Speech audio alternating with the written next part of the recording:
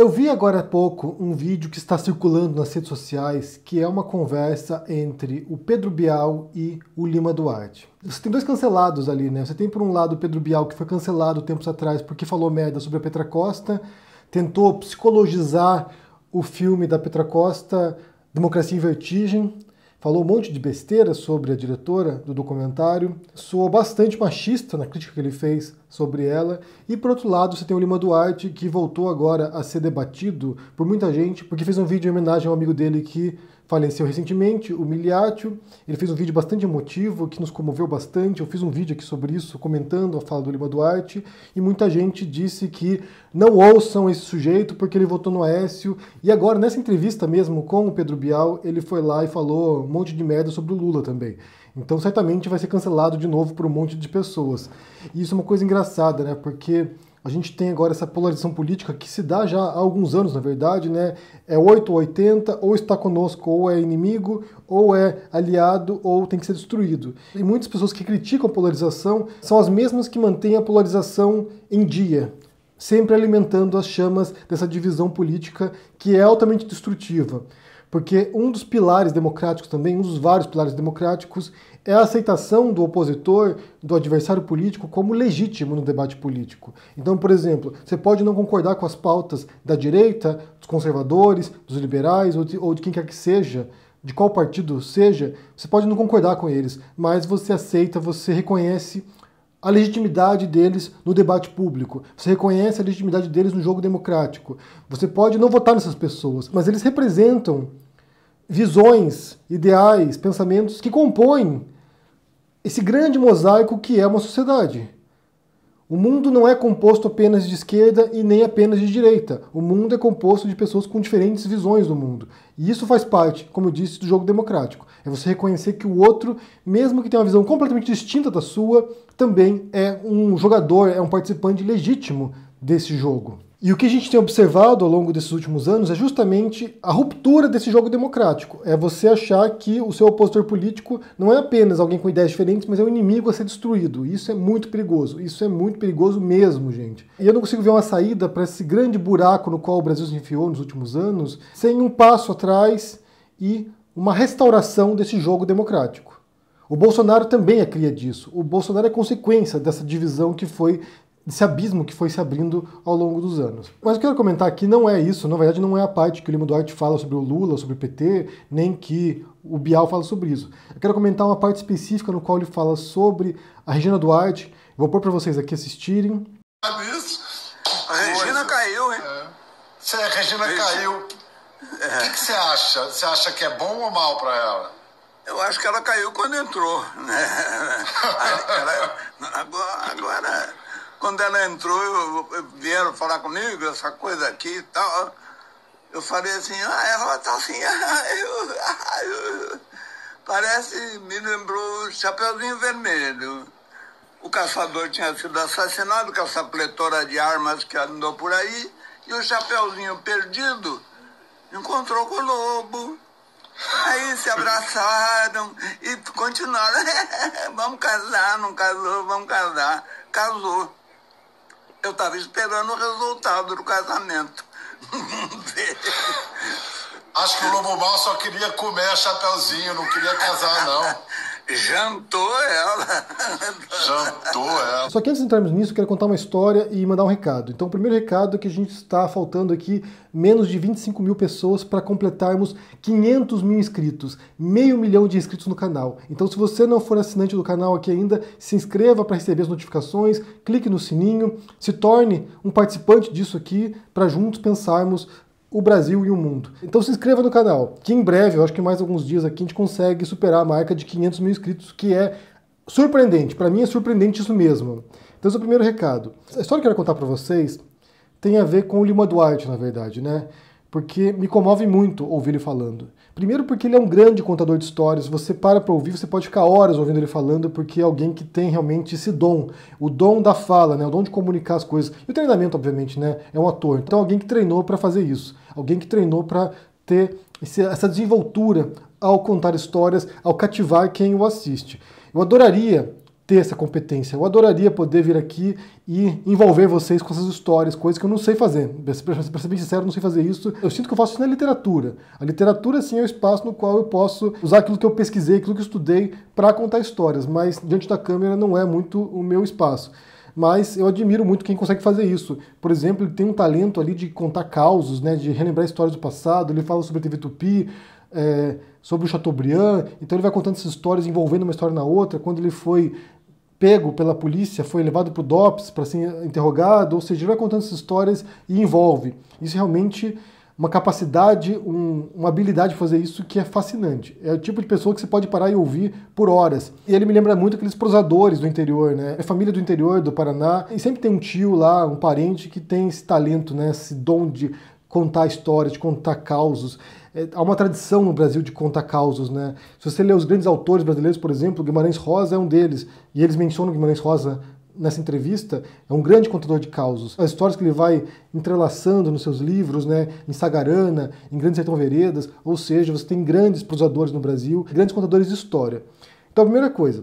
A segunda coisa tem a ver com uma história particular minha, né? Não sei se vocês já ouviram isso alguma vez dos seus avós, dos seus pais, mas minha mãe tinha uma crendice que para fazer com que pintas, aqui falo pintas corporais, né? Para fazer com que pintas desaparecessem, que você precisava dar um nome para elas. Ou seja, você batizava a sua pinta com nome e depois ela sumia. E na época, eu era criança, eu tenho 2 pintas aqui no peito, e na época passava O Salvador da Pátria. Passava a novela com o Lima Duarte e Maite Proença, a professorinha, Clotilde. E eu batizei 2 pintas minhas como Sassamutema e Clotilde, que eram os personagens principais da novela, né? Que eram o Lima Duarte e a Maite Proença. As pintas nunca sumiram. O Sassamutema e a Clotilde estão aqui ainda, desde sempre, desde que eu sou criança, mas eu conto isso para mostrar o impacto que a cultura de massa, nesse caso a novela, teve em mim. Acho que como boa parte da minha geração, eu fui influenciado por diferentes fontes.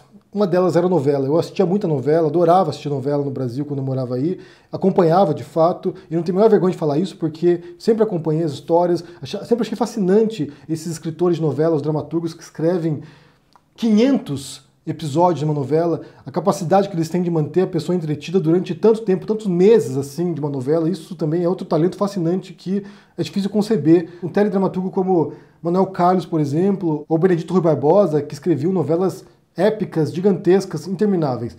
Então, eu assistia a novela, minha influência foi muito a televisão, o cinema, a música, quadrinhos, a literatura, os livros que eu lia. Eu fui muito influenciado pela cultura pop, aquilo que hoje seria um nicho dos nerds, né? Na minha época era muito diminuto, você não tinha pessoas que liam quadrinhos, por exemplo, ou que acompanhavam super-heróis, e eu fazia isso com meus amigos, e era algo bastante excêntrico. Hoje em dia já é pop, né? Hoje em dia todo mundo faz e é normal, mas nos anos 90, por exemplo, você gostar de X-Men, gostar de Homem-Aranha era uma coisa bem reduzida, mesmo bem limitado. Então eu recebi várias influências diferentes e essas influências compõem aquilo que eu escrevo, aquilo que eu produzo hoje. Incluindo também esses causos. Se vocês lerem, por exemplo, A Empresa da Minha Mão Esquerda, é um livro no qual tem vários causos.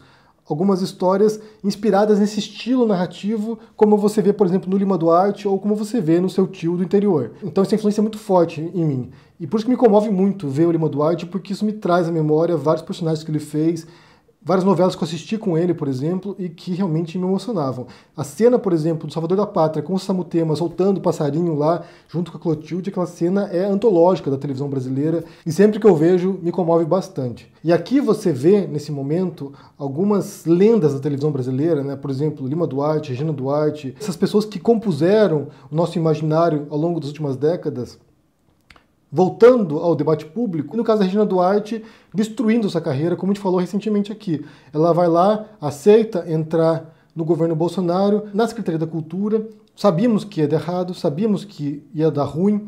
O próprio Lima Duarte falou ali, né, que ela caiu quando aceitou entrar no governo, ou seja, o primeiro momento que alguém vai lá e se vincula a esse governo já está condenado. No sentido mesmo histórico, alguém que vai entrar nesse governo aqui, ele está condenado historicamente a ser associado a um governo destrutivo, neofascista do Bolsonaro. Então isso é um risco enorme e são pessoas que estão destruindo suas biografias. Pessoas que tinham um legado, muitas vezes, que estão se alinhando a esse governo e vão realmente ser lembradas de maneira bastante negativa no futuro. A Regina Duarte destruiu a carreira dela. Sinceramente, você tem uma pessoa que tem uma linda trajetória em televisão, vários personagens antológicos também, e que destruiu a carreira dela para se alinhar ao Bolsonaro. A fala do Lima Duarte e do Pedro Bial, para mim, isso é bastante machista, na verdade, né? Associar com o Chapeuzinho Vermelho, como se encantasse com o lobo. Me parece um pouco o mesmo tipo de análise psicológica, como fez o Pedro Bial com a Petra Costa. Tentar dizer que, na verdade, a Regina Duarte se apaixonou pelo Bolsonaro, de algum modo, ou ficou seduzida pelo Bolsonaro. Aqui não fica tão distante, na verdade, da fala daquele psicólogo lá, o psiquiatra, o Ítalo Marcilli, que está sendo cogitado para ser ministro da Saúde, dizendo que a democracia grega era melhor porque as mulheres não votavam, porque as mulheres são seduzidas pelos candidatos. Isso é de um machismo grotesco. Eu vi a Marilis falando sobre isso no My News, realmente concordo com ela, é de um machismo grotesco. Tentar dizer que a Regina Duarte só entrou no governo Bolsonaro porque ela foi seduzida pelo Bolsonaro, para mim isso é um erro, na verdade. Eu imagino que pode ter sim um fator, talvez até psicológico por trás disso, né? Porque ela disse várias vezes que o Bolsonaro relembra o pai dela, então pode ter, de fato, uma associação psicológica por trás disso. Mas, por outro lado, eu penso que tem um alinhamento ideológico, de fato, um alinhamento de pensamentos. A Regina Duarte viu no Bolsonaro alguém com o qual ela compartilhava algum tipo de ideais sobre o Brasil e a sociedade. Eu não acho que ela se apaixonou pelo Bolsonaro, era uma ingênua, Chapeuzinho Vermelho, que vai lá e entra no governo Bolsonaro porque foi seduzida. Eu acho que foi alguém que deliberadamente compreendeu o papel do Bolsonaro, aquilo que ele representa, e isso ficou claro e explícito na entrevista dela na CNN, alguém que compartilhava, que compactuava com os ideais do Bolsonaro. Eu acho que dizer que ela era uma mocinha ingênua, Chapeuzinho Vermelho, é tirar parte da responsabilidade dela sobre os atos dela. E de fato ela vai lá, assim como outros que estão no governo agora, entraram nesse governo porque são alinhados ao pensamento do Bolsonaro. Ninguém entra no governo Bolsonaro sem saber o que tem lá dentro. Nem Sérgio Moro, vale ressaltar aqui, nem Sérgio Moro, que deixou o governo recentemente aqui com denúncias graves sobre interferência na Polícia Federal do Bolsonaro ou a intenção de interferir na Polícia Federal. Ou seja, todos que entraram nesse governo sabiam onde estava entrando. Isso vale para o Bebiano, por exemplo, que faleceu recentemente também, que dizia que não conhecia essa figura do Bolsonaro, que esteve junto com o Bolsonaro na campanha eleitoral e quando entrou no governo o Bolsonaro mudou. Duvido, eu realmente duvido disso. Eu quero ler para vocês aqui um trecho da reportagem, da entrevista com o Paulo Marinho, que eu mencionei dias atrás aqui, e eu não mencionei esse trecho em particular porque é importante para compreender quem é essa figura. Aqui é o Paulo Marinho, como eu disse, empresário bolsonarista que contribuiu para a campanha do Bolsonaro, é suplente do Flávio Bolsonaro e que fez uma denúncia grave também de que a Polícia Federal do Rio de Janeiro teria informado o Flávio Bolsonaro com antecedência sobre uma operação que chegaria ao Queiroz e ao Flávio Bolsonaro. Então, ele depois, ontem, o Paulo Marinho, e ele disse o seguinte na reportagem, aqui na entrevista da Folha de São Paulo, semana passada, eu acho. Deixa eu ver que dia que foi isso aqui. Foi no dia 16 de maio. Tem um ponto aqui que fala o seguinte, olha. O capitão, o Bolsonaro, não tem capacidade pessoal de gerir um país em condições normais, e muito menos no meio de uma loucura como essa que nós estamos vivendo. Então, são duas alternativas. Ou vamos viver crise atrás de crise, ou alguma coisa vai acontecer com ele. Consequência de algum crime de responsabilidade que possa praticar ao longo dessa crise. E o resto vai ser essa loucura. Então o entrevistador pergunta, e na campanha já não dava para perceber isso? Daí o Paulo Marinho responde, a primeira coisa que percebi é que não se tratava de um mito. Outras pessoas do núcleo duro achavam isso. O Gustavo Bebiano mesmo tinha pelo capitão uma admiração. Então aqui talvez espelhe essa cegueira do Bebiano de não ver os defeitos do Bolsonaro na campanha eleitoral ainda. Achava que ele era um estadista, coisa que o Bolsonaro nunca foi, né? Um líder, o homem queria colocar o Brasil em outro patamar. Eu olhava o capitão com aquele jeito tosco dele e algumas coisas me chamavam a atenção. Por exemplo, ele era incapaz de agradecer as pessoas. Chegava uma empregada minha, servia a ele um café, um assistente entregava um papel e ele nunca dizia um obrigado. Eu nunca ouvi, durante o ano e meio que convivi com ele expressar a palavra obrigado a alguém. Um gesto mínimo. Pode não parecer nada, mas demonstra uma faceta de personalidade dele. Será que é uma pessoa apenas de maus hábitos, que não tem educação? As piadas eram sempre homofóbicas.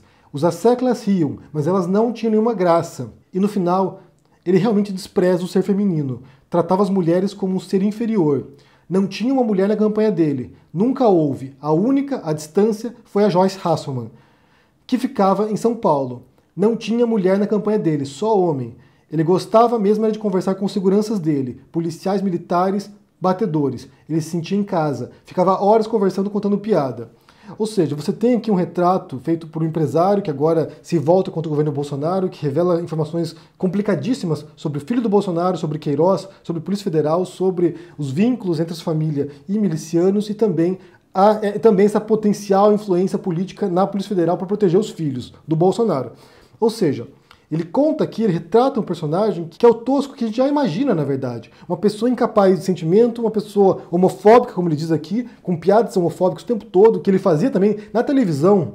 E é por isso que eu repito aqui o que eu disse hoje de manhã, que não dá para imaginar que o Bolsonaro tenha sutilezas intelectuais, que ele possa fazer metáforas, que ele possa fazer, sabe, subterfúgios intelectuais, analogias, ou fazer, sabe, alusões. Ele não é capaz disso, ele é alguém que é tosco. Então, piadas homofóbicas e machista, como diz aqui o Paulo Marinho. Não sou eu dizendo não, é o Paulo Marinho falando que ele tem um desprezo por mulher.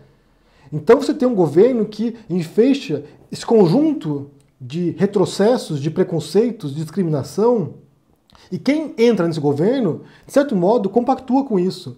Ou fechou os olhos, ou fingiu que não viu. Ah, eu prefiro não ver porque eu apoio esse governo. É claro que muitos se descolaram no meio do caminho, muita gente abandonou o governo Bolsonaro porque foi conveniente, talvez. Bem, eu vi os erros, vi os problemas, agora eu vou me descolar porque ainda conseguiu salvar minha pele.